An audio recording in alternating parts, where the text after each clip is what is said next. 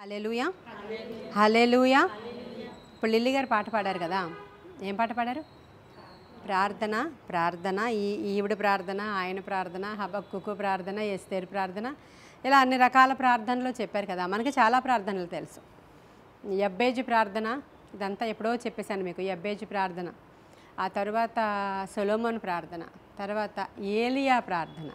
ఏలియా ఇలా ప్రార్థన చేస్తే ఆకాశంలో నుంచి అగ్ని అలా వచ్చేసే ప్రార్థన. ఇవన్నీ ప్రార్థనలు చాలా మట్టుకి మనకు తెలిసినవే. ప్రార్థనలో రకాలు ఉన్నాయి కదా, చాలా రకాలు ఉన్నాయి బైబిల్ గ్రంథంలో. యబ్బేజు ప్రార్థన, ఏలియా ప్రార్థన, హన్నా ప్రార్థన, ఇలాంటి కొన్ని ప్రార్థనలు ఫేమస్ బాగా.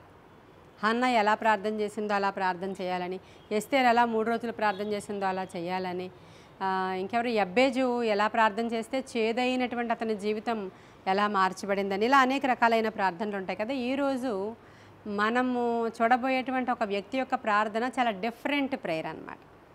యబ్బేజు ఏం చేశాడు? నిశ్చయముగా నీవు నన్ను ఆశీర్వదించి నా సరిహద్దులు విశాలపరిచి నీ కుడి చేయి నాకు తోడుగా ఉండదా ఇచ్చేసి, ఇలాంటి మంచి మంచి పదాలతో ప్రార్థన చేస్తాడు ఆయన. ఏలియా ఎలా ప్రార్థన చేస్తాడు? నిజంగా నేను నీ దేవుని యొక్క సేవకుడినని నన్ను మీరు జ్ఞాపకం చేసుకుని ఆకాశం నుంచి అగ్ని దిగి వచ్చేలా చేయమని 4 లైన్ల ప్రార్థన పౌరుషంగా చేస్తాడు. ఇక్కడ ఈయన చేసే ప్రార్థన సామెతల గ్రంథం 30వ అధ్యాయం తెరవండి. సామెతల గ్రంథము 30వ అధ్యాయము 30 సామెతల గ్రంథము 30వ అధ్యాయంలో స్టార్టింగ్ చదువుతున్నాను. యాకే కుమారుడైన ఆగూరు పలికిన మాటలు. ఇక్కడ ఈ సామెతలలో 30వ అధ్యాయం రాసిన ఆయన ఆగూరు. ఎవరు? ఆగూరు అనేటువంటి వ్యక్తి యొక్క ప్రార్థన మనం చూడబోతూ ఉన్నాం అప్పుడు. అయితే ఆయన ఎలాంటి వాడో ఆయన చెప్తూ ఉన్నాడు అక్కడ. నేను మనుషులందరిలో కూడా నా వంటి పశుప్రాయుడు ఒక్కడు కూడా లేడు, నరులకున్న వివేచన నాకు లేదు, నేను జ్ఞానాభ్యాసము చేసుకున్నవాడను కాను, పరిశుద్ధ దేవుని గూర్చి జ్ఞానం నేను పొందలేదు అనే మాటలు ఆయనను గురించి ఆయన ఇంట్రడక్షన్ చేసుకున్నాడు. ఆయన ఎటువంటి వాడంట? జ్ఞానాభ్యాసం చేసుకున్నవాడు కాదంట. ఆయన పశుప్రాయుడు వంటి వాడంట ఆయన. మరి పరిశుద్ధ దేవుని గురించి జ్ఞానం నాకు లేదు, నరులకున్న వివేచన నాకు లేదు అంటే ఆయన ఎలా చెప్పుకుంటున్నాడంటే, నేనేం పెద్ద మల్టీ టాలెంట్ పర్సన్ కాదు, అసలు టాలెంటే లేదు, నాకు జ్ఞానమే లేదు, చెప్పాలి అంటే ఒక పశుప్రాయుడు లాంటోడిని నేను, అసలు ఏ జ్ఞానము లేనివాడిని అని ఆయన గురించి ఆయన చెప్పుకున్నాడు. చెప్పుకుంటూ, ప్రభా నేను మనవి చేసేటువంటి మనవులు నాకు ఆలకించండి, 2 మనవులు చేసుకుంటాను, ఈ మనవులు నాకు అంగీకరించండి అని 7వ వచనం నుంచి చెప్తాడు. చూడండి, దేవా నేను నీతో 2 మనవులు చేసుకొనుచున్నాను. ఆ 2 మనవులు ఏంటంటే, నేను చనిపోకముందు వాటిని అనుగ్రహింపుము, వ్యర్థమైన వాటిని అబద్ధములను నాకు దూరముగా ఉంచుము, పేదరికమునైనను ఐశ్వర్యమునైనను నాకు దయచేయకము, తగినంత ఆహారము నాకు అనుగ్రహింపుము, ఎక్కువైన ఎడల నేను కడుపు నిండిన వాడనై నిన్ను విసర్జించి యెహోవా ఎవడని అందునేమో, లేక బీదనై దొంగిలి నా దేవుని నామమును దూషింతునేమో అనే మాటలు. ఇప్పుడు ఈ 3 వచనాలే మనం ధ్యానం చేద్దాం. ఇప్పుడు నేను చనిపోక ముందే నాకు ఇవి అనుగ్రహించు అనే మాటని ఆయన చెప్పుకుంటున్నాడు. అంటే చనిపోయిన తర్వాత కూడా అనుగ్రహిస్తారేంటి అనేది కూడా మనకు అనిపించవచ్చు కదా. ఖచ్చితంగా అనుగ్రహిస్తారు. ఎందుకంటే అనేకమైనటువంటి విషయాల్లో చాలామంది ప్రార్థన చేసి చేసి చేసి చేసి చేసి వాళ్ళ టైం అయిపోయిన తర్వాత వాళ్ళు చనిపోతారు. చనిపోయిన తర్వాత ఆ ప్రార్థన అక్షరాల తర్వాత జనరేషన్లో మనం చూడగలుగుతాం. చాలా సాక్ష్యాలు వింటూ ఉంటాం. మా అమ్మమ్మ నా కోసం ఎంత ఏడ్చేదో, మా అమ్మ నా కోసం ఎంత ఏడ్చి ప్రార్థన చేసేదో, మా నాన్నగారు నా కోసం ఎంత ప్రార్థన చేశారో, ఆవిడ వెళ్ళిపోయింది, ఈరోజు చూడడానికి లేదు, కానీ నేను ఈరోజు ఇలా చర్చికి వస్తున్నానని మా నాన్నమ్మకు తెలుసుంటే ఎంత సంతోషించనో అని చాలామంది చెప్తారు కదా. చాలామంది అనుభవాల్లో చెప్తారు. ఇంకా చాలా చోట్ల సువార్త ప్రకటించడానికి వెళ్ళినప్పుడు ఏ సూచన వాళ్ళకి కనపడదు. ఆ తరువాత చాలా దినములు అయిన తర్వాత ఈయన సువార్త ప్రకటించి వచ్చేసాక ఆయా ప్రాంతాల్లో ఉజ్జీవం రావడం అనేది మనం చాలామంది భక్తుల జీవితాల్లో చూసాం.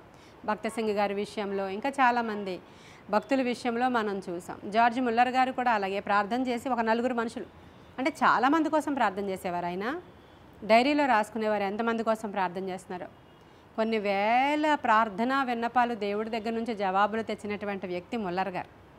వాటన్నిటికీ టిక్కులు పెట్టుకునేవారు. ఇంకా ఆఖరికి ఒక 4 వ్యక్తుల గురించి ప్రార్థన చేశారంట. దగ్గరగా ఉన్నటువంటి ఒక పక్కనవాడు, సమీపస్తుడు, పొరుగువాడు, లేదంటే ఒక బంధువు, అలా 4 కోసం ప్రార్థన చేసినప్పుడు ఆయన జీవితకాలంలో ఆ ముగ్గురి విషయంలో నెరవేరిపోయింది ఆయన బ్రతికుండగానే. ఇక ఒకడు మాత్రం త్రాగుబోతూ ఎన్నటికీ మారలేదు. ఈయన టైం అయిపోయింది, ఈయన చనిపోయాడు. చనిపోయిన తర్వాత ఆయన బరియల్ కార్యక్రమంలో, నేను ఇది బంగారు పండ్లు కార్యక్రమంలో చెప్పాను, ఆయన బరియల్ కార్యక్రమంలో చనిపోయారు, అందరూ వచ్చారు, పాస్టర్లు వచ్చారు, బరియల్ అయిపోయింది. ఒకడు మాత్రం ఆ సమాధి మీద పడి ఏడుస్తూనే ఉన్నాడట. నువ్వెవరో నాయన, ఆయన బంధువా, ఆయన దగ్గర బంధువా, నువ్వు ఆయనకి ఏమవుతావు, ఎందుకు ఎంత ఏడుస్తున్నావు, అందరూ వెళ్ళిపోయారు, నువ్వే వెళ్ళిపో అని చెప్తే, నాకు దగ్గర బంధువు కాదు, ఏమీ కాదు, నేను ఒక తాగుబోతుని, కొన్ని సంవత్సరాల నుంచి ఆయన నా గురించి ప్రార్థన చేస్తూనే ఉన్నారు, కానీ నేను మారలేదు, మరి ఇప్పుడు నా కోసం ఎవరు ప్రార్థన చేస్తారని ఏడుస్తున్నాను అని ఏడ్చాడంట. అలా ఏడ్చినప్పుడు అక్కడ ఉన్న వాళ్ళందరికీ చాలా ఆశ్చర్యం అనిపించింది. ఆ రోజు నుంచి అతను తాగడం మానేశాడంట, సువార్థికుడు అయిపోయాడంట, ఆయన విడిచిపెట్టిన పని ఏం చేస్తున్నాడంట. కాబట్టి అలాగా నేను చనిపోకముందే నాకు ఇవి దయచేయాలి అని అడిగాడు ఈ యొక్క భక్తుడు. చనిపోయిన తర్వాత కూడా దయచేసేవి కొన్ని ఉంటాయి, జరిగేవి కొన్ని ఉంటాయి. మనం ప్రార్థన చేసి అయిపోయిన తర్వాత జనరేషన్స్లో ఖచ్చితంగా నీ ఆహారం నీళ్ల మీద వేయము, అవి చాలా దినములు అయిన తర్వాత అది నీకు కనిపిస్తుంది అనేటువంటి మాట ప్రసంగి మాట్లాడతాడు కదా. ఇక్కడ ఈయన నేను చనిపోకముందే నాకు ఇవి కావాలయ్యా అని అడుగుతున్నాడు. అవి ఏంటంటే, వ్యర్థమైన వాటిని అబద్ధములను నాకు దూరముగా ఉంచుమనే పదం చూద్దాం. వ్యర్థమైన వాటిని అబద్ధాలు చాలా ఈజీగా తీసుకుంటాం ఈ రెండు. మనం చాలా సులువుగా, చాలామంది పెదవులు ఊరికనే అబద్ధాలు ఆడుతూ ఉంటాయి, వాళ్ళకి తెలియదు అబద్ధాలు ఆడుతున్నారని, తెలుసు కొంతమందికి, అయినా సరే చాలా సింపుల్ అనమాట వాళ్ళకి. అసలు కమాండ్మెంట్లో ఒక కమాండ్మెంటే అబద్ధాలు ఆడకూడదని, కానీ ఇది చాలామంది నిర్లక్ష్యం చేసేటువంటి ఒక చాలా సులువుగా చిక్కులు పెట్టేటువంటి పాపం అని చెప్పచ్చు. కొంతమంది కామన్గా మాట్లాడుతూ ఉంటారు, అసలు అవసరం లేదు, అక్కడ అబద్ధం చెప్పాల్సిన అవసరం లేదు, కానీ దానికి 100 అబద్ధాలు ఏయో చెప్పేస్తుంటారు. ఏం కూర అనేదాన్ని కూడా అబద్ధాలు చెప్తారు.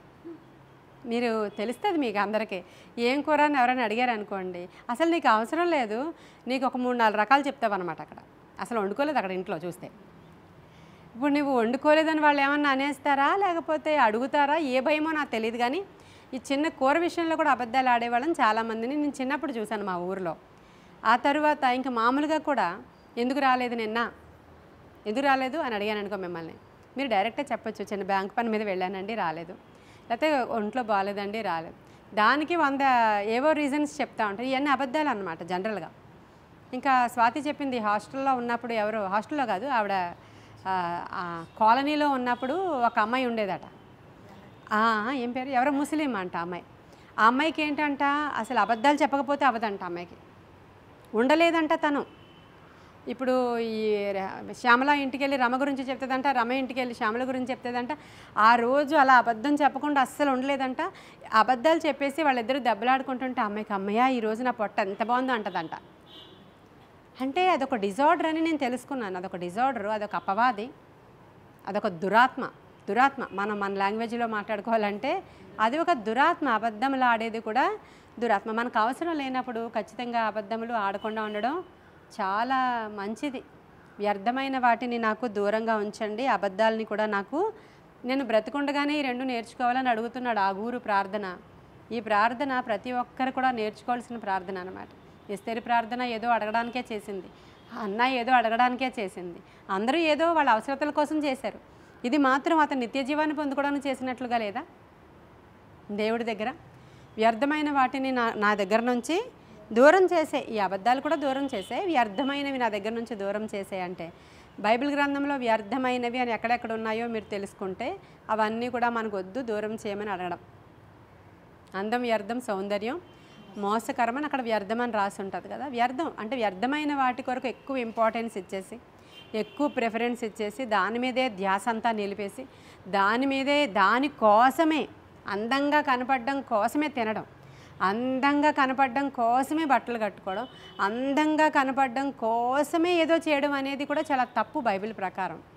దేవుడు మనకిచ్చినటువంటి సౌందర్యం, మన అవయవాలకు మరీ ఎక్కువైన సౌందర్యం ఏమీ అక్కర్లేదంటాడు పౌలు. ఎందుకంటే మనల్ని దేవుడు చాలా మంచిగా తయారు చేశాడు. మన ముక్కు, మన కళ్ళు, మన నోరు కదా, ఇలా చూసినప్పుడు ఎంతో సుందరంగా మన అవయవాలు ఉన్నాయి. మరీ ఎక్కువైన సౌందర్యం ఏమీ మనకు అక్కర్లేదు. దాని గురించి ఊరికే సమయము, డబ్బు మీరు వ్యర్థం చేసుకోవాల్సిన అవసరత లేదు.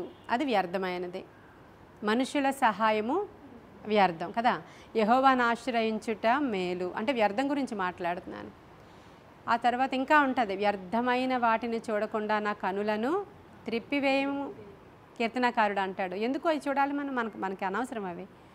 వ్యర్థంగా మన కళ్ళు ఎందుకు పాడు చేసుకోవడం, అసలు మన ఒళ్ళు ఎందుకు పాడు చేసుకోవడం. వ్యర్థమైన వాటిని చూడడం ద్వారా మనకి రకరకాల చెత్త తలంపులు, ఆలోచనలు, దేవుని దగ్గర చెడ్డ రిపోర్టు వస్తుంది కదా మనకి. అందుకే అలాంటివి ఏమీ చూడకుండా నా కనులను మీరు త్రిప్పివేయండి. ఏది అవసరమో అది చూస్తాను నేను, అనవసరమైనది ఎందుకు నేను చూడడం అని చెప్పి అలా ఒక భక్తుడు ప్రార్థన చేసుకుంటున్నాడు. ఇలా వీళ్ళందరూ చక్కని ప్రార్థనలు చేసుకున్నారు.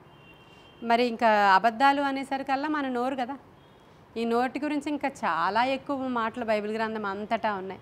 తనను తాను కాపాడుకోవాలంటే నోరు కాచుకోవాలని. మన నాలుగు చాలా భయంకరమైనదని, అది అడవంతటికి అగ్ని పెట్టి వచ్చేసేంత, చిచ్చు పెట్టి వచ్చేసేంత భయంకరమైనదని. మన పెదవుల ద్వారం దగ్గర కాపు పెట్టుకోవాలని. ఇవన్నీ కూడా నోరు గురించి. నీ దేహానికి అంటే గాయాలు, ఆయాసం, దెబ్బలు తగిలేంత పని ఎందుకు నీ నోటి ద్వారా తెచ్చుకుంటావు అనే మాట. ఇవన్నీ కూడా అంటే మన దేహానికి గాయాలు, లేదంటే మన దేహానికి కష్టం, మన దేహానికి బాధ కలగజేసేంత పని ఈ నోటి ద్వారా ఎందుకు తెచ్చుకుంటున్నావు నువ్వు. మీ దేహానికి బాధ అంటే ఏంటి? రకరకాల రోగాలు, దీర్ఘకాలిక రోగాలు, అనారోగ్యాలు, భయంకరమైన మరణకరమైన రోగాలు. చాలా సందర్భాలలో మన నోటి ద్వారా, మన మాటల ద్వారా మనము మన జీవితాల్లోనికి రోగాలు తెచ్చుకుంటున్నామని కీర్తనకారుడు చెప్తున్నాడు. మరి నిజమేనా అంటే బైబిల్లో ప్రతి మాట కూడా నిజం. అదే నిజం. మన దేహానికి ఎప్పుడైనా అనారోగ్యం వచ్చినప్పుడు మనం ఆలోచించుకుంటాం అన్నమాట. ఏమైంది అసలు, ఎందుకు వచ్చింది, నేనేం చేసినందుకు వచ్చింది, ఇది ఎందుకు నాకు ఈ సిక్నెస్ వచ్చింది అని ఆలోచిస్తే చాలా సందర్భాలలో ప్రార్థన చేస్తూ ఉన్నప్పుడు దేవుడు బయలుపరుస్తాడు. వాళ్ళకి ఆ సిక్నెస్ ఆ నోటితో చేసినటువంటి పాపము ద్వారా, గర్వము ద్వారా, ఆ యొక్క నోటితో మనం పలికినటువంటి అబద్ధాల ద్వారా, తిట్లు ద్వారా. అననీయ సప్పీరాలకి మరణం ఎందుకు వచ్చింది? అంతే కదా. అననీయ సప్పీరాలు దేవునికి ఆఫరింగ్ తెచ్చారు, దేవుణ్ణి ప్రేమించారు, సంఘాన్ని ప్రేమించారు. అసలు పాస్టర్ గారి దగ్గరికి డబ్బులు తెచ్చి ఇవ్వాలనుకున్నారంటే వాళ్ళు మంచోళ్ళ చెడ్డవాళ్ళ? అంతే కదా. అసలు చెడ్డవాళ్ళు అయితే పాస్టర్ గారికి డబ్బులు తెచ్చి ఇవ్వాలని ఎందుకు అనుకుంటారండి? వాళ్ళ పొలాన్ని ఎందుకు అమ్మేసుకుంటారు? పాస్టర్ గారి కోసం, సంఘం కోసం. వాళ్ళు మంచోళ్ళే, కానీ వాళ్ళ జీవితంలో అబద్ధము మరణాన్ని తీసుకొచ్చింది అనేకులకి. ఇది రేపటి దినాన ఒక హెచ్చరికగా ఉండడానికి దేవుడు కొన్ని వాటిని అలౌ చేశాడు సంఘంలో అక్కడ. కాబట్టి అబద్ధములను నాకు దూరంగా ఉంచండి. ఇది చిన్న విషయం కాదు. చీటికి మాటికి అబద్ధాలు మాట్లాడకుండా ఉండేలాగున మన నోటిని దేవునికి అప్పగించుకోవాలి. ఈరోజు ఈ ప్రార్థన చేసుకోండి. ప్రతిరోజు ఈ ప్రార్థన చేసుకుంటే చాలా బాగుంటుంది. వ్యర్థమైనవేవి నాకు కనబడకుండా, వినబడకుండా, వ్యర్థమైన వాటిని వాటి వైపుకు నేను వెళ్లకుండా నాకు కాపుదల దయచేయి నాయనా. అబద్ధాలను నా నోటి నుంచి దూరం చేయి. చాలామంది ఊరికనే అసలు వాళ్ళ ఆయన ఏమి అనకపోయినా వాళ్ళ ఆయన్ను చెడ్డ చేసి చెప్తుంటారంట కొంతమంది స్త్రీలు. భర్తలు కూడా అంతే. అసలు ఆవిడ ఏం చేయకపోయినా ఊరికే ఇతను అసలు తన మంచిది కాదు, వండదు, చెయ్యదు, చూడదు, ఇతను ఊరికే అబద్ధాలు చెప్తూ ఉంటాడు. ఇవి రెండు కూడా కరెక్ట్ కాదు. అంటే ఇందాక చెప్పాను కదా, ఇది ఒక డిజార్డర్, లేదంటే ఒక దురాత్మ యొక్క పని. దాని నుంచి దూరంగా మనము జరిగిపోవాలి. మామూలు వాటికి కూడా అబద్ధాలు చెప్పకుండా ఉండడం చాలా చాలా మంచిది. అబద్ధము మన జీవితంలోనికి చాలా పెద్ద ప్రమాదాన్ని తీసుకొస్తుంది. మన నోటి ద్వారా చేసే ప్రతి పాపానికి కూడా పనిష్మెంట్ ఉంటుంది, ఖచ్చితంగా పనిష్మెంట్ ఉంటుంది. నోటి ద్వారా చెప్పే కొండెములు, లేకపోతే నోటి ద్వారా మాట్లాడే బూతు మాటలు, చెడ్డ మాటలు. కొంతమందికి మామూలుగా మాట్లాడుతుంటే మాటలు రావు, అన్నీ బూతులతోనే కలిపి వస్తుంటాయి అన్నమాట. వాళ్ళ పల్లెటూరు నుంచి రావడం వల్ల అని ఒక్కొక్కసారి అనుకోవచ్చు, కానీ కాదు. లోపల ఉన్నటువంటి ఆ కోపం అనే దురాత్మ వల్ల, లేకపోతే అహంకారం వల్ల, లేకపోతే గర్వం వల్ల వాళ్ళ నోట్లోంచి బూతి మాటలు వస్తాయి. ఎందుకని? గర్వం హై లెవెల్లోనికి వెళ్ళిపోయాక పక్కన ఉన్నవాడు లీస్ట్గా చాలా చిన్నగా కనబడతాడు వాడు. అప్పుడు మామూలు తిట్లు సరిపోవు వీళ్ళకి, ఇలా బూతులతో తిట్టాలని చెప్పి ఆ గర్వం అనే దురాత్మ ఏం చేస్తుందంటే ఆ నోట్లో నుంచి ఆ బూతు మాటలు ఇంకా గట్టిగా ఏమున్నాయో, ఇంకా కత్తిపోటు వంటి మాటలు ఏమున్నాయో పొడిచేసి చంపేస్తే బాగుండు అన్నట్లు మాట్లాడతారంట వాళ్ళు. కత్తిపోటు వంటి మాటలు మాట్లాడేవారు కలరు అని రాయబడి ఉంది. భర్త మీద ఎంత కోపం వచ్చినా, భార్య మీద ఎంత కోపం వచ్చినా, పిల్లల మీద ఎంత కోపం వచ్చినా, మరి మనము బైబిల్ని పట్టుకుని ఉన్నాం కాబట్టి మన మాటలు తక్కువగాను కొంచెంగాను మంచిగాను ఉండాలి అనేది ఈ భక్తుడి దగ్గర నుంచి మనం నేర్చుకుంటున్నాం. ఒకవేళ కానీ అబద్ధాలు లాంటివి ఏమైనా నా నోటికి వచ్చేస్తాయేమో అవి నాకు దూరపరచు నాయన. ఒక్క లైన్ మనం మాట్లాడుకున్నాం ఇప్పటి వరకు. తర్వాత పేదరికమునైనను ఐశ్వర్యమునైనను నాకు దయచేయకుము. ఐశ్వర్యం వద్దు నాకు, పేదరికం కూడా నాకు వద్దు బాబోయ్. ఈ రెండు వద్దు నాయన. ఈ రెండిట్లో ఏదొచ్చినా చాలా ప్రమాదం. ఈ ప్రార్థన అసలు చేయలేం. పేదరికం రాకుండా చేయమని చేయగలరేమో కానీ డబ్బులు రాకుండా చేయండి అని చేయగలమా? అసలు చేయరు ఎవరు నాకు తెలిసి. చేస్తారా సునీత? చేస్తారా? Very good. ఇది అంటే చాలా సందర్భాల్లో నేను కూడా దేవునికి ఎక్కువ ఇలా మాట్లాడుతూ ఉంటాను. నాకు ఎంతవరకు అవసరమో, ఒక చర్చ్ అవసరమా, ఒక ఇల్లు అవసరమా, నాకు అంతవరకు ఉండేలా చూడు ప్రభువా. మేనేజ్ చేయలేనంతగా నా పిచ్చి అయిపోయేంతగా, లేదంటే దానివల్ల నేను ఆయాసంలో పడిపోయేంతగా నాకైతే అవసరం లేదనే ప్రార్థన నేను కూడా చేసుకుంటాను సునీత. నిజంగానే చెప్తున్నాను. నేను వచ్చేస్తాయి అన్నప్పుడు కూడా నేను భయపడుతూ ఉంటాను. నేను చేసుకుంటూ ఉంటాను. ఈ భక్తుడు గురించి ఈ మాట మనం అంటే అసలు పేదరికము వద్దు నాకు, ఐశ్వర్యాన్ని కూడా నాకు అనుగ్రహించదు. ఎందుకని? ఒకవేళ పేదరికం వచ్చింది అనుకోండి, అప్పుడు ఏమంటాము? ఏం దేవుడు, ఎక్కడ దేవుడు, ఏమిచ్చాడు, ఎలా బ్రతకాలి, ఏం తినాలి, పిల్లల్ని ఎలా పెంచుకోవాలి, ఎలా బ్రతకాలి, ఆ అన్యుల్ని అయ్యం వాళ్ళు ఎలా ఉన్నారో చూడండి అని ఇలా దేవుణ్ణి తోలనాడి ఏం పనులు చేయడానికన్నా, లంచాలు తీసుకోవడానికన్నా, దొంగతనం చేయడానికన్నా, దేనికైనా సరే ఒకవేళ తెగించేస్తానేమో. ఒకవేళ ఆ పేదరికం తట్టుకోలేక చాలామంది అంతే కదా, చాలామంది పేదరికం తట్టుకోలేక, మొన్న ఎవరో డోరిన్ అనే అమ్మాయి స్టోరీ చెప్పాను మీకు నేను. అమ్మాయికి ఇంక ఆ డ్రగ్స్ కొనుక్కోవడానికి డబ్బులు లేక పేదరికాన్ని తట్టుకోలేక ఏం చేస్తుంది? దొంగతనం ఎప్పుడు చేస్తామంటే ఈ పేదరికాన్ని తట్టుకోలేక ఇంకా రకరకాల ఆలోచనలు వచ్చేస్తే దొంగగా వెళ్ళి డబ్బు ఎలా సంపాదించాలి, దాన్ని కూడా దొంగతనమే అంటారు కదా. అంటే రైట్ వేలో వెళితే అంత సంపాదించలేరు ఎవరు కూడా. దొంగగా వెళ్ళి ఎవరినో మోసం చేయడమో, ఎవరిదో పక్కింటి వాడిది పొరుగువాడిది ఆశించడమో, మన దాంట్లో కలిపేసుకోవడమో, దొంగ సర్టిఫికేట్స్ క్రియేట్ చేసుకోవడమో, ఇవన్నీ కూడా దాంట్లోనికే వస్తాయి. దొంగలోనికి వస్తాయి. వాళ్ళు దొంగలు అనమాట వాళ్ళు. అంతే ఒక మాటలో చెప్పాలంటే. అప్పుడు అలా అయిపోతానేమో ఒకవేళ నాకు బేదవాడని అయిపోతే, ఒకవేళ నేను ఇలా అయిపోతానేమో. పేదరికము నాకు దయచేయకు ప్రభువా, ఐశ్వర్యమునైనను నాకు దయచేయకము. ఎందుకని? ఐశ్వర్యం దయచేస్తే ఏమైపోతుందంట? గర్వం వచ్చేస్తుంది. తగినంత ఆహారమే నాకు అనుగ్రహించు. ఎక్కువైన ఎడల కడుపు నిండిన వాడనై నిన్ను విసర్జించి యెహోవా ఎవడని అందునేమో, లేక బీదనై దొంగిలి నా దేవుని నామమును దూషింతునేమో అంటున్నాడు ఆయన. తగినంత ఆహారం ఉంటే చాలు నాకు. దీన్నే మనం నూతన నిబంధనలో ప్రతిదినము ప్రార్థన చేసుకోవాలి. ఏమని? అనుదిన ఆహారము నేడు మాకు.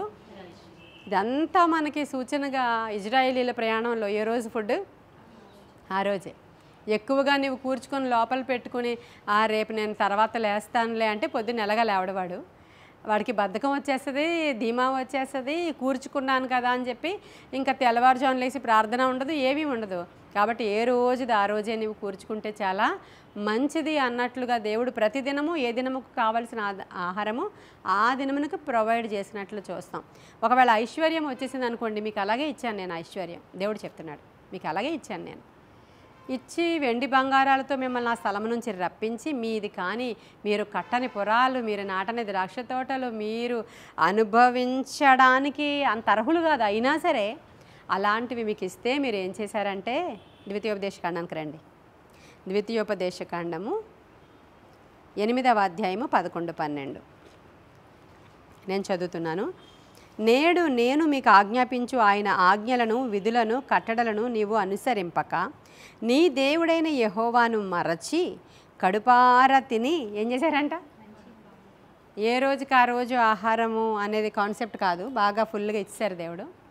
ఫుల్గా ఇచ్చేశారు. ఇంకా వాళ్ళకి రేపు ఏం వండుకోవాలి, రేపు ఏం ఐటమ్స్ చేసుకోవాలి, రేపు బిర్యానీయా, రేపు ఇదా, రేపు అదా, ఉట్టు బిర్యానీ రోజు ఏం తింటాం, దాంతో స్వీట్ ఏం చేస్తారు, అబ్బా రోజు చికెన్ ఏం తింటాం, వెళ్ళి మటన్ తీసిరండి. Chicken, mutton, prawn, fish, crab ఇవన్నీ కూడా ఐటమ్స్ నాకు ఉండాలి నేను వచ్చేసరికి అని చెప్పే భర్తలు ఉంటారు. ఇక వాళ్ళు కేజీలు స్వీట్లు తింటూ ఉంటారు, కేజీలు మటన్ తింటూ ఉంటారు. ఇలా అంతా తినేసి కడుపు నిండుగా తినేసిన తర్వాత రండి ప్రార్థన చేసుకుందామంటే, అబ్బా నువ్వు చేసుకో, నేను మంచి లేవలేకపోతున్నాను అంటాడు. ఇక అనరా శ్యామల? కడుపు నిండిన వాడనై దేవుడు ఎవరైనా అంటానేమో రేపొద్దున్న. అందుకనే నాకు అంత లగ్జరీ లైఫ్ నాకు వద్దు, ఎందుకంటే నిత్యరాజ్యానికి నేను వారసుడుగా ఉండలేనయ్యా, నువ్వు అలా ఇస్తే. నేను నాకు జ్ఞానం లేదు, వివేచన లేదు, నేను పశుప్రాయుడ వంటి వాడను. అయినా సరే నాకు తోచిన 2 మనవులు చేసుకుంటున్నాను మీ దగ్గర. ఆ 2 మనవులకి జవాబులు మీరు ఇస్తే చాలని చేసిన ఈ జ్ఞానము లేని ఆగూరు ప్రార్థన వండర్ఫుల్ ప్రేయర్ బైబిల్లో. చాలా వండర్ఫుల్ ప్రేయర్స్లో ఇది వన్ ఆఫ్ ద ప్రేయర్ అన్నమాట. ఇది అర్థమవుతుందా అండి? ఇలా అంటామంట. ఇంకా ద్వితీయోపదేశకాండం 31:20లో కూడా ఒక మాట ఉంటుంది చూడండి. ద్వితీయోపదేశకాండం 31:20 అన్నానా? నేను వారి పితరులతో ప్రమాణము చేసినట్లు పాలు తేనెలు ప్రవహించు దేశమున వారిని ప్రవేశపెట్టిన తరువాత, అంటే పితరులతో ఏం వాగ్దానం చేశారు దేవుడు? నేను తప్పకుండా వాళ్ళని పాలు తేనెలు ప్రవహించే దేశానికి తీసుకెళ్తాను అన్నారు. యాజ్ ఇట్ ఈజ్గా వాగ్దానం చేసిన వాడు నమ్మదగిన వాడు. ప్రమాణం చేసినట్లుగా పాలు తేనెలే ప్రవహించే దేశానికి తీసుకొచ్చి ప్రవేశపెట్టారు. వారు తిని త్రాగి తృప్తి పొంది తర్వాత ఏం జరిగింది? క్రొవ్వు పెట్టేసింది బాగా. క్రొవ్విన వారై అన్యదేవతల తట్టు తిరిగి వాటిని పూజించి నన్ను తృణీకరించి నా నిబంధనను మీరుదురు. విస్తారమైన కీడులు ఆపదలు వారికి సంభవించిన తరువాత ఈ కీర్తన వారి ఎడల సాక్షిగా నుండి సాక్ష్యము పలుకును, అది మరువబడక వారి సంతతి వారి నోట ఉండును. ఇదంతా మనకు కాదు కానీ పైదే. ఏమైందంట, వీడికి డబ్బులు చాలా ఎక్కువ వచ్చేసిన తర్వాత ఇవ్వు ఇవ్వు ఇవ్వు, నాకు ఐశ్వర్యం ఇవ్వు, ఐశ్వర్యం ఇవ్వు, డబ్బులు ఇవ్వు, డబ్బులు ఇవ్వు, డబ్బులు ఇవ్వు అని ప్రార్థన. ఈ ప్రార్థన అయిపోయాక డబ్బులు ఇచ్చారు దేవుడు. అమ్మో నేను చాలా ఫెయిత్ఫుల్గా ఉండాలి దేవుడికి, ఇలా కాదని చెప్పి నమ్మకంగా రోజు వచ్చేసి దశంభాగాలు ఇచ్చేసి అన్నీ ఇచ్చేసి మళ్ళీ వెళ్ళిపోయి ఒక ఫంక్షన్ చేసేసుకుని, అందుకనే కదా యోబు ఏం చేశాడు? ప్రతిరోజు ఫంక్షనే జరుగుతుంది వీళ్ళకి, ప్రతిరోజు తిండి తిండి తిండి, మా పిల్లలందరూ తింటున్నారు, వీళ్ళు కానీ ఎక్కడైనా తప్పు చేసేస్తారేమో అని భయమేస్తుంది ఏసయ్యా. కాబట్టి వారి నిమిత్తమై ప్రతి అరుణోదయాన నేను వారి తరఫున నా బలులు అర్పించుకుంటున్నాను. ప్లీజ్ వాళ్ళ తప్పులు చేయకుండా చూడు, ఎందుకంటే వాళ్ళు కడుపు నిండిన వాళ్ళు ధనవంతులు, వాళ్ళు అసలు ఏ లోటు లేని వాళ్ళు కాబట్టి వాళ్ళకి భక్తి ఉండదు, చాలా జాగ్రత్తగా గమనిస్తే. కానీ చాలామంది ఒప్పుకోరు ఈ విషయాన్ని, ఒప్పుకోక తప్పదు. ఇది అంత డబ్బులు వచ్చేసిన తర్వాత ఆటోమేటిక్గా కొంచెం డబ్బులు వస్తేనే వాళ్ళ నడకలో తేడా వస్తుంది, వాళ్ళ మాటలో తేడా వస్తుంది, వాళ్ళ చూపులో తేడా వస్తుంది, వాళ్ళ యొక్క నడవడిలో తేడా వస్తుంది. గొప్పలు చెప్పుకోవడం మొదలు పెడతారు, గొప్పగా ప్రకటించుకోవడం మొదలు పెడతారు. వాళ్ళు గర్విష్ఠులని వాళ్ళకి అర్థం కాదు. ఆ గర్వం వాళ్ళని అణగద్రొక్కడానికి దేవుడు చాలా చాలా విధాలైనటువంటి అణగద్రొక్కుడు కార్యక్రమాలు మొదలు పెడతాడు ఆయన. అప్పుడు మళ్ళీ ఏడుపు, దేవుడేంటి ఇలా చేశాడు, దేవుడేంటి ఇలా చేశాడని. ఇది అంత కామన్గా జరుగుతుంది. మీరు ఒక్కసారి ఇలా కూర్చొని అంత జ్ఞాపకం చేసుకుంటే మీ గురించి మీకు తెలిసిపోద్ది. మన గురించి మనం తెలిసేసుకుంటే చాలు, ఇంకెక్కడ ఆగూరు వరకు వెళ్ళకలేదు. మన గురించి మనం కూర్చొని ఎలా ఉన్నాము, మొదటి స్థితి ఏంటి, కడపటి స్థితి ఏంటి, మధ్యలో స్థితి ఏంటి, మనం అన్నీ ఉన్నప్పుడు ఎలా ఉన్నాము, అసలు లేనప్పుడు ఎలా ఉన్నాము, అసలు మామూలుగా మనం తక్కువలో ఉన్నప్పుడు ఎలా ఉన్నాము. అలా ఏం లేదండి, మాకు పుట్టినప్పటి నుంచి ఇప్పటివరకు ఇలాగే ఉన్నాము, అదంతా అబద్ధం. అది ఉంటుంది, లేమి ఉంటుంది, అప్ అండ్ డౌన్స్ ప్రతి వాళ్ళకి. అలా అని కరువులోకి బేదరికంలోకి ఉండదు, కానీ మిగతావన్నీ కూడా ఉంటాయి అన్నమాట. మనం ప్రవర్తించే ప్రవర్తన, మన చదువు, మన అందము, మనకున్నటువంటి అసెట్స్, మనకున్న జ్ఞానము, మన ఉద్యోగము, వీటన్నిటి మీద ఆధారపడి ఉంటాయి. నేను ఇప్పుడు చెప్పే మాటలు వీటన్నిటి మీద ఆధారపడి ఉంటాయి. ఇప్పుడు ఇక్కడ వినుచున్న మీరే కాదు, యూట్యూబ్లో వింటున్న వాళ్ళు కూడా, వాళ్ళు ఏ క్యాడర్లో ఉన్నారో దానికి తగ్గట్టు ఎలా ఉన్నారో, దేవుని దగ్గర ఎలా ఉన్నారో ఒక్కసారి జ్ఞాపకం చేసుకుంటాం. ఈరోజు ఆగూరు ప్రార్థన ప్రతిరోజు మనం చేసుకుంటాం. వ్యర్థమైన వాటిని మనకు దూరం చేసే ప్రభా, నాకు అబద్ధములను నా నుంచి దూరం చేసే ప్రభా, నా నోటిని నేను కాచుకోవడం నాకు నేర్పించు. గర్వపు మాటలు, కొండెములు, అబద్ధములు, వ్యర్థమైన మాటలు నా నోట్లో నుంచి రానివ్వద్దు. తిట్లు, చెత్త మాటలు ఇలాంటివి ఏవి నా నోట్లో వద్దు నాయన, కంప్లీట్గా తీసివేయి ప్రభువా. తర్వాత ఇంకేంటి, ఐశ్వర్యమునైనను పేదరికమునైనను నాకు దయచేయకు. అసలు మామూలుగానే మీరు ఆలోచిస్తే అసలు బాగా ధనవంతులైన వారికి చాలా టెన్షన్స్ ఉంటాయి, విపరీతమైన టెన్షన్స్ ఉంటాయి. వాళ్ళు వ్యాపారాలు చేసి ధనవంతులైతే వాళ్ళకి సెక్యూరిటీ ప్రాబ్లం. మన వైజాగ్లో వైభవ్ అనేటువంటి షాప్ ఓనర్ గారు ఒకసారి బంగారం కొనడానికి వెళ్ళారు. వెళ్ళినప్పుడు కార్ డ్రైవరే ఆయన అక్కడ చంపేశారు. ఎన్నో కోట్ల బంగారాన్ని తీసుకొని కార్ డ్రైవర్, క్యాబ్ డ్రైవర్ అనుకుంటా, వేరే అంటే అక్కడ వాళ్ళకి ఎవరికీ తెలియదు ఈయన అంత బంగారాన్ని క్యారీ చేస్తున్నాడని. ఎలా ఇన్ఫర్మేషన్ వెళ్ళిపోయిందో వెళ్ళిపోయింది. మళ్ళీ ఇంటికి రాలేదు ఆయన, వైజాగ్ చేరుకోలేదు ఆయన. అనుక్షణం భయమే, క్షణక్షణం భయమే. ఎందుకని అంతటి ధనము ఎన్నో చిక్కులు వాళ్ళకి తెచ్చిపెడతా ఉంది. వాళ్ళ లైఫ్ స్టైల్ మారిపోతుంది. మనలా ఫ్రీగా ఉండడానికి అవ్వదు, చక్కగా కూర్చొని ఆరాధించుకోవడానికి మందిరానికి రావడానికి అవ్వదు. ఇలా అతి ధనవంతులు అయిపోతే ఏదో పెద్ద కేడర్లోనికి వెళ్ళిపోతే అలాంటి ప్రమాదాలు ఉండి దేవునికి దూరం అయిపోతామేమో. ఇంకా నేను నాకు తిండి గురించి చెప్పాను కదా, అంత తిండి తింటే ఏమైపోతుంది, అంత మాంసాహారం తింటే ఏమైపోతుంది, అన్ని రకాల ఫుడ్స్కి అలవాటు అయిపోతే అన్ని ఫంక్షన్స్కి అలవాటు అయిపోతే ఏముంటుంది. ఒక ఫంక్షన్కి వెళ్ళినప్పుడు మీ యొక్క యాటిట్యూడ్ మారుతుంటుంది. గమనించండి, ఏదైనా ఒక మంచి ఫంక్షన్కి వెళ్ళారు మీరు, అక్కడ ఆ రోజు చాలా ప్రేయర్స్ జరుగుతున్నాయి ఇక్కడ మందిరంలో, మీరు చాలా పెద్ద ఫంక్షన్కి వెళ్ళారు. అక్కడ మీ చుట్టాలందరినీ చూశారు. మీ పిల్లలు ఏం చేస్తున్నారు, మా పిల్లలు ఏం చేస్తున్నారు, మొన్న మా ఇంట్లో ఈ పార్టీ జరిగింది, మొన్న వాళ్ళ ఇంట్లో ఆ పార్టీ జరిగింది. ఆ రోజు ఆ ఎంటర్టైన్మెంట్ ప్రోగ్రామ్స్ చూశారు, నవ్వుకున్నారు, చాలా బాగుంది. అబ్బా ఎన్నాళ్ళు అయిందో కదా ఇలా బయటకు వచ్చి ఇలా నవ్వుకొని అని అనిపిస్తుంది ఒక్కరోజు. తర్వాత రోజు ఇంకా అలవాటైపోయి వెళ్ళిపోయారు అనుకోండి, అలా సంఘానికి దూరం అయిపోయిన వాళ్ళు చాలామంది ఉన్నారు. అదే బాగుంది కదా, ఎంత బాగుంది ఇలా చేతులు మడుచుకొని అన్నీ వదులుకొని. అబ్బాయి ఎవరు ఇలా కూర్చుని ప్రార్థన చేస్తారు? అనేక మంది యవ్వనస్తులు ఇప్పుడు ఎక్కువ ఇలా అయిపోతున్నారు. ఎన్నిసార్లు రావాలి ప్రార్థనలకు? వస్తున్నాం కదా, ఈ మాత్రం ప్రైవసీ కూడా లేదా? ఈ మాత్రం కూడా బయట తిరగకూడదా? ఒక గంట కూడా బయట ఉండి రాకూడదా?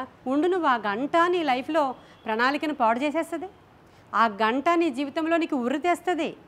ఆ గంట నువ్వు నాశనానికి వెళ్ళిపోయేటువంటి మార్గాలన్నీ సరళం చేస్తుంది. ఇవి ఆలోచన చేసుకోలేకపోతున్నారు అందరూ. కాబట్టి ఈ ప్రార్థన మనం ఖచ్చితంగా చేసుకోవాలి. మాకు అవసరమైనంత మేర సఫిషియెంట్గా ఇస్తే చాలయ్యా అనే ప్రార్థన. అలా ఇచ్చినప్పుడు కూడా కొంతమంది ఏమీ లేకపోయినా గర్విస్తున్న వాళ్ళు కూడా చాలామందిని చూశాను నేను. కానీ ఇదైతే మరీ దారుణం. అంటే కొంచెం ఉద్యోగం వచ్చే వరకు ఒకలాగా, వచ్చిన తర్వాత ఇంకొక హై స్టేజ్లోనికి వెళ్ళిన తర్వాత ఒకలాగా, ఇంకొంచెం వాళ్ళకి రియల్ ఎస్టేట్లో ఏదో కలిసి వచ్చి కొంచెం బాగా పెద్ద అయిపోయిన తర్వాత వాళ్ళు మన దగ్గరికి వచ్చి ప్రార్థన చేసుకోలేదు, ఇంక మనం వెళ్ళి అక్కడికి వెళ్ళి ప్రార్థన చేయాలి, వాళ్ళని పొగడాలా? పొగడకపోతే ఇంకా అసలు పాస్టర్ గారికి గర్వం అనుకుంటారు. వాళ్ళు పెద్ద పెద్ద కారుల్లో వచ్చినప్పుడు మనం చూడాలా, మీరు అందరూ చూసినప్పుడు వాళ్ళకి వెళ్ళి ప్రార్థనలు చేయాలా, ఇక వాళ్ళు హెచ్చిపోతూ ఉంటారు అన్నమాట. ఇలాంటివన్నీ జరుగుతాయి. అక్కడ వాళ్ళ అధః పాతాళానికి అక్కడ పడిపోతారు. అందుకే ఆగురు చక్కగా ప్రార్థన చేస్తారు.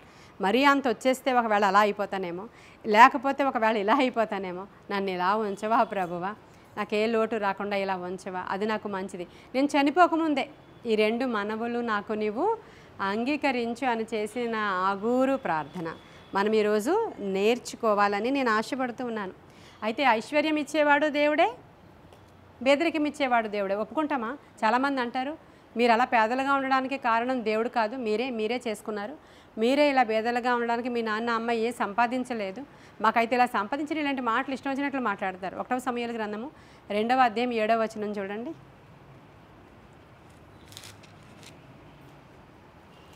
1వ సమూయేలు గ్రంథము 2వ అధ్యాయం 7వ వచనం చూడండి.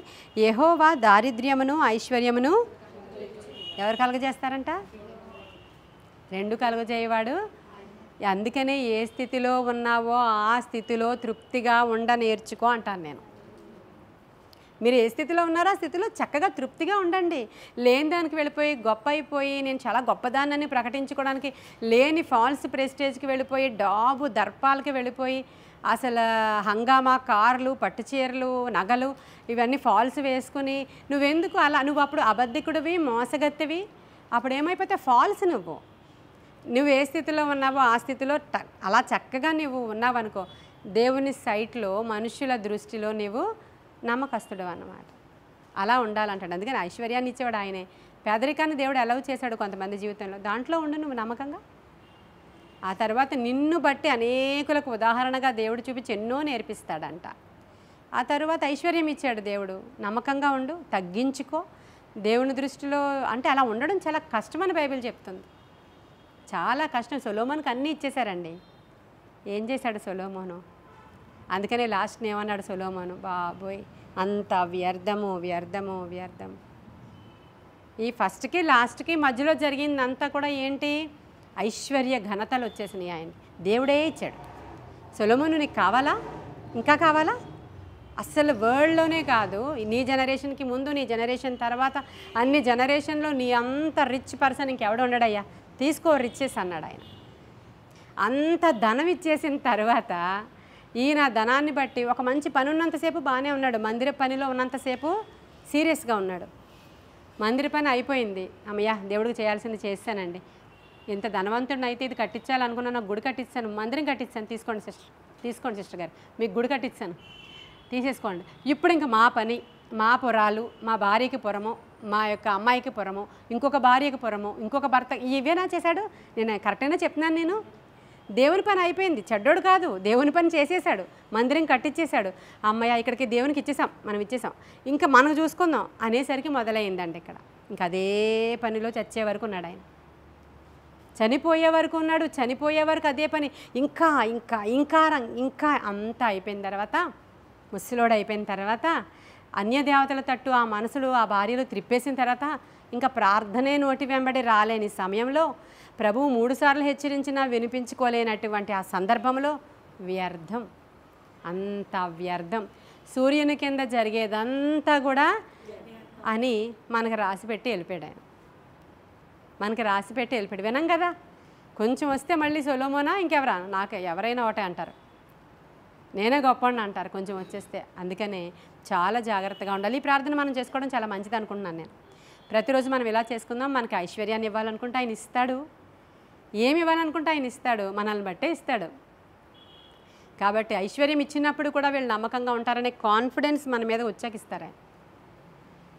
మన మీద వచ్చాక ఆయన తప్పకుండా అనుగ్రహిస్తారు. మన మీద నమ్మకం లేకుండా, మీ మీద నమ్మకం లేకుండా ఒక పని ఎలా అప్పగించాను నేను, అంతే కదా. కాబట్టి దేవుడు నమ్మదగినవాడు, ఆయన ఏమి ఇచ్చినా ప్రభువానికి స్తోత్రం అని బ్రతకడం కనుక క్రైస్తవుడు నేర్చుకుంటే ప్రతి ప్రార్థనకి జవాబు ఆయన ఇస్తాడు, మనల్ని మంచి ఉదాహరణగా ఉంచుతాడు. ఎవరో తెలియదు ఆగురు, ఇతను ఈరోజు మనకి మాదిరిగా ఉన్నాడు అని అంటే ఆయనకి నచ్చింది కాబట్టే దేవునికి. ఈ కొన్ని మాటలు దేవుడు మన వెనుకడిలో దీవించునుగాక. ఆమేన్. మహాపరిశుద్ధుడైన తండ్రి, మహోన్నతుడైన దేవానికి వందనాలయ. ఆగురు వంటి ప్రార్థన మేము నేర్చుకోవాలని ఈరోజు ఒక వ్యక్తిని మా ముందర ఉంచారు. మేము ప్రతిదినము ఇక్కడ ప్రార్థనలు చేసుకుంటూ ఉన్నాము. మేము చేసే ప్రార్థనలు ఎలా మీకు అనిపిస్తున్నాయో మాకు తెలియదు. మీరు ఏ అంశాలు మాకు చెప్తున్నారో అంశాలను చేసుకుని పోతున్నాం. కానీ ఇలాంటి ఉత్తమమైన ప్రార్థనలు కూడా బైబిల్లో ఉన్నాయి. మాకు ఒకసారి అవి సవాలు విసిరాయి ప్రభువా. కాబట్టి నాయన మేము ఉత్తమమైన మార్గంలో నడవడానికి, మేము నీ కనుల ఎదుట నమ్మకస్తులుగా ఉండడానికి అవసరమైన కృప మాకు దయచేయమని, ఏదైతే వద్దు అని దాంట్లో రాయబడి ఉందో అలాంటివన్నీ కూడా మాకు కూడా వద్దు ప్రభువా. వ్యర్థమైన పెదవులు, అబద్ధములాడే నోరు నాయన, కొండెములాడే నాలుక మాకు వద్దు నాయన. వ్యర్థమైన వాటి నుంచి మమ్మల్ని దూరపరచు నాయన. నీ కృపలో మమ్మల్ని అందరినీ భద్రపరచమని, ఈ చిన్న నాయన వర్తమానము ద్వారా మాలో పెద్ద మార్పు కలగడానికి అవసరమైన కృప మాకు దయచేయమని, ఆత్మకార్యాలు జరిగించమని, మమ్మలను వినుచున్న వారందరినీ దీవించి ఆశీర్వదించమని, నీ కృపగల హస్తానికి మమ్మల్ని మేము అప్పగించుకుంటూ యేసయ్య నామములో అడుగుచున్నాము తండ్రి. God bless you.